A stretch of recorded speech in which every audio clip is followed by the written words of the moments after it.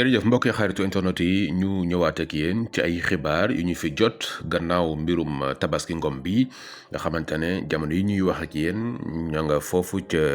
DIC muy division des investigations criminelles ki lee di Moustapha Diop d'après xibaar yi nga xamante jot nañ ko ci Dakar Matin ñoom nag ñu ñuy xamal ne ma nga foofu ñu koy enquête beneen xibaar bi mu jëm ci mbirum Farba Ngom moom tam gannaaw bi nga xamante ne tudd nañ ko ci wàllu blanchiment ak ay détournement de deniers publics lu tolloog ci 125 milliards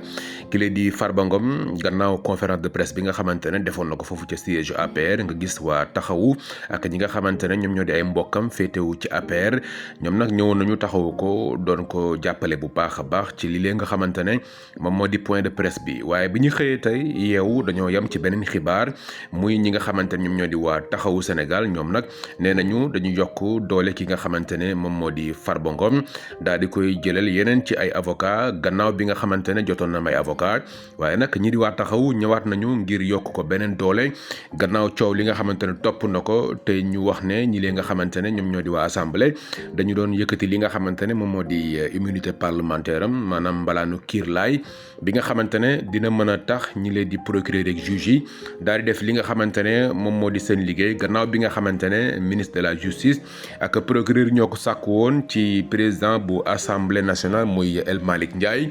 tey nag ñi nga xamante ne ñoom ñoo di waa coalition bii di takku wàllu bu Sénégal ñoom nag daal dinañu jóg ngir taxaw daal di nag mobiliser wu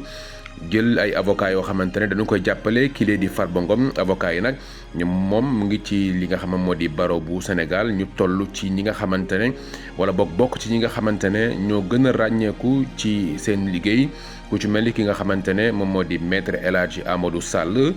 maître El Hadji Diouf maître Oumar Youm ak ki nga xamante ne moom moo di maître Antoine Mbengue ñoom nag nekkoon nañu bu ngeen fàttali ko ay ancien ministre bokkoon ci nguur gi nga xamante ne